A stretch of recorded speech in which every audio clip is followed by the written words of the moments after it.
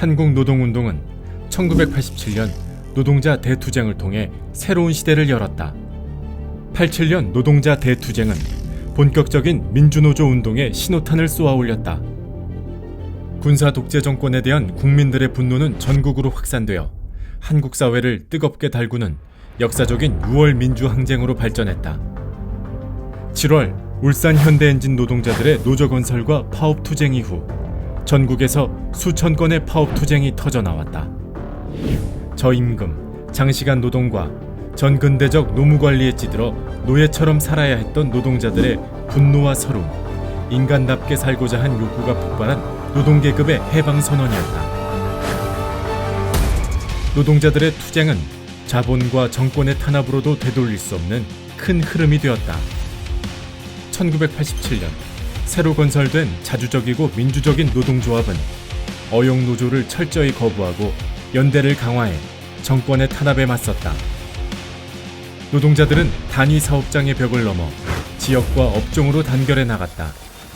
정권과 자본의 탄압에도 불구하고 꾸준히 성장한 민주노조 진영은 전노협, 업종회의, 대공장 연대회의 등의 공동실천과 조직적 단결을 모색해 나간다.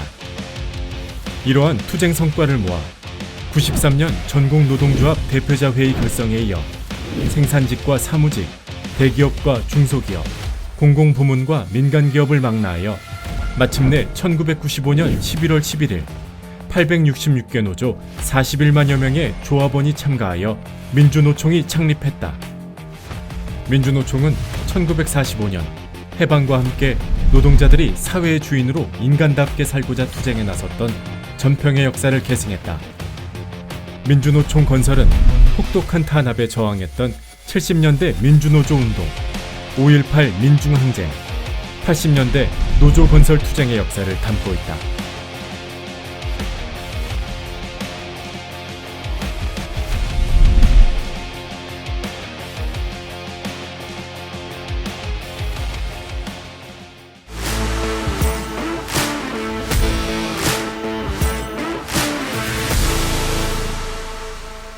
민주노총은 건립 이후 김영삼 정권의 노동법 날치기 통과에 맞서 역사적인 9697 총파업 투쟁을 전개한다.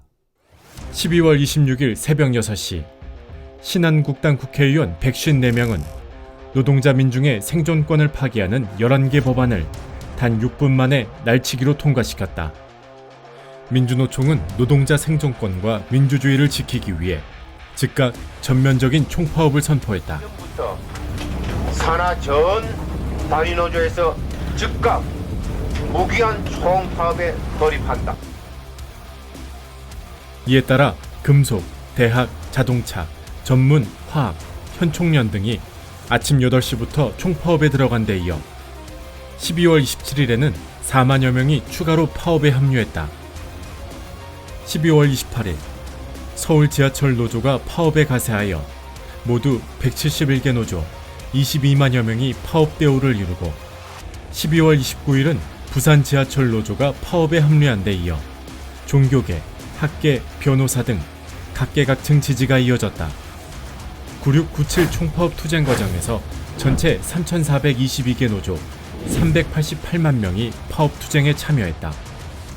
사상 최대 규모의 총파업 투쟁으로 노동법을 재개정하는 성과를 이룬 것은 하나의 전국 중앙 조직인 민주노총이 있었기에 가능했다.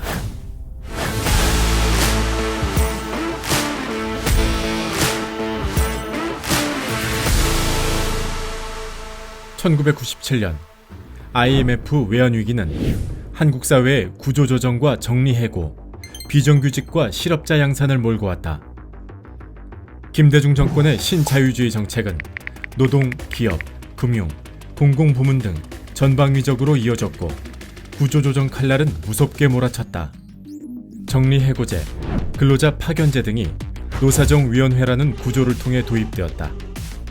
금융구조조정으로 주요 은행이 달러 자본의 헐값으로 팔리고 한국 경제는 금융종속, 자본종속의 나락으로 더욱 깊숙이 빠져들었다. 공공부문 구조조정으로 포항제철, 한국통신, 한국전력 등 국민의 세금으로 키운 알짜배기 공기업의 민영화와 해외 매각을 추진했다. 신자유주의 구조조정으로 그 어느 때보다 빈부격차가 심해졌다. 구조조정에 반대하는 노동자 파업 현장에 폭력경찰이 동원돼 무자비한 폭력이 자행됐고, 이에 민주노총은 김대중 정권 퇴진운동으로 맞섰다. 이러한 정부, 자본의 새로운 기업 전략 도입과 신자유주의 세계화는 전 세계에서 가장 빠른 속도로 가장 많은 비정규 노동자를 양산했다. 2003년 손배 가압류로 인한 배다로 열사의 분신과 김주익 열사의 죽음은 노동자들에게 가해진 노동 탄압이 얼마나 극심한지를 보여주는 것이다. 그해 10월 전국 비정규 대회 집회장에서 근로복지공단 비정규 노동자였던 이용석 열사는 비정규 철폐를 외치며 분신했다. 수많은 열사들이 신자유주의 광풍을 온몸으로 막아섰다. 2003년도 같은 경우는 손배 가압류가 노동조합을 탄압하는 유력한 수단이었습니다. 그래서 김주익 회장이 129일 만에 크레인에서 결국 목을 맸죠. 목을 매고, 근데도 사측에서는 전혀 태도 변화가 없었어요. 그리고 3주가 흘러갔습니다. 그 사이에 이제 김주익 회장의 시신을 크레인에서 내려오지도 못했었어요. 그래서 그때 조합원들이 크레인 위에 드라이 아이스를 지고 올라가서 그 다음날 새벽에 또 올라가서 또 갈아넣고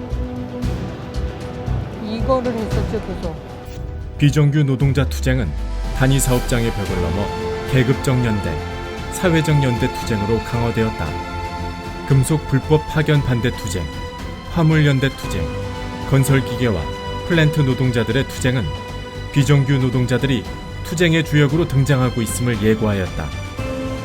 이러한 흐름 속에 민주노총은 비정규 노동자 전략조직기금을 설치하고 비정규직 권리입법 쟁취를 위한 총파업 투쟁을 전개했다.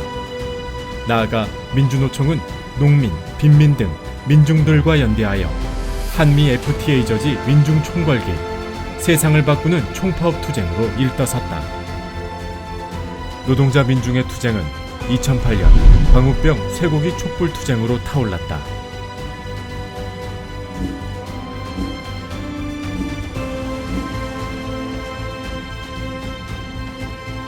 이명박 박근혜 정권의 반노동 정책은 비정규직 노동자에 대한 차별과 고용 불안을 심화시켰고, 전교조와 공무원 노조를 법의 노조로 만들고 사법농단을 통해 노조를 무력화하는 등 그 수단과 방법이 더 악랄해졌다. 그러나 비정규직 노동자들은 노동조합 건설을 통해 이를 돌파해 나갔다. 제가 일일시를 하는 동안 첫날부터 정말 많이 울었었거든요. 아, 이 길은 정말 외로운 길이구나 라는 생각을 많이 했었는데, 그 길에 저희 조합원들이, 저희 민주노총 조합원들이 함께 해줬고 또 힘을 줬고 격려해줬거든요. 그런 연대가 없었으면 제가 지금 꼿꼿하게 이 길을 걸어갈 수 없었을 것 같아요. 2007년 비정규직법 시행을 전후로 전개된 이랜드 홈에버 노동조합 파업을 시작으로 KTX 여승무원 투쟁, 기륭전자 투쟁, 현대차, 기아차 등 간접고용 비정규직 투쟁, 화물연대, 의료연대 간병인, 택배 노동자 등 특수고용 투쟁, 짧은 시간에 수만의 대우를 만든 학교 비정규직 투쟁, 직접고용 쟁취를 위한 톨게이트 요금 수납원 투쟁, 마트 노동자 투쟁 등 수많은 비정규직 노동자들의 투쟁이 민주노총 운동의 중심으로 우뚝 서게 된 것이다.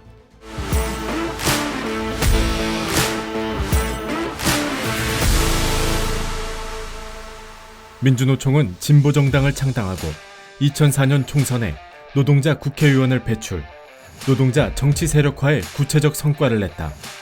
민주노동당은 노동자 민중의 요구를 제도 정치권에서 의제화하고 연대 세력을 모아내는 등 사회 정치 영역에서 중요한 역할을 했다.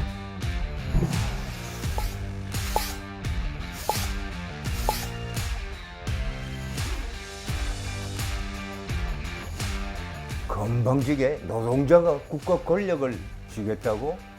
건방지게 노동자가 정당 만들어서 국회를 이렇게 장악하겠다고? 건방지게 노동자들 중심이 돼서 이 사회를 만들어 가겠다고? 이 사회를 요리하겠다고? 안 돼. 어림도 없는 게 아니야. 그거는 노동조합 하는 게 아니야. 이렇게 하고.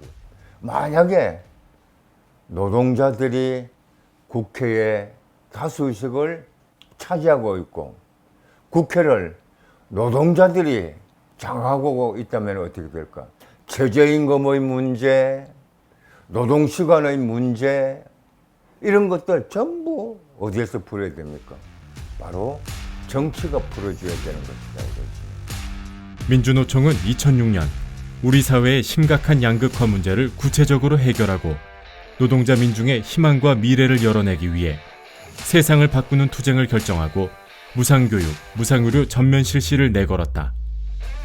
2008년 운동노선상의 차이로 인한 민주노동당의 1차 분당을 시작으로 박근혜 정권에 의한 통합진보당 강제해산까지 많은 부침이 있었지만 민주노동당으로 대표되는 노동자 정치 세력화 운동을 통해 노동자가 사회와 정치의 주인으로 나서지 않으면 노동 문제도 해결되지 않는다는 원칙을 다시금 확인했다.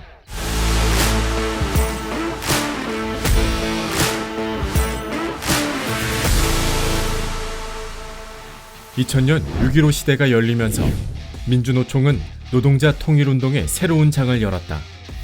노동자 통일선봉대가 매년 전국을 누볐고 8.15 민족대축전에는 1만 5천여 명의 조합원이 대규모로 참가하는 쾌거를 이루었다. 이 과정을 통해 주한미군 철수와 국가보안법 철폐 투쟁에 앞장섰다. 노동계급이 당당하게 자주통일운동의 주력 부대로 나서는 순간이었다.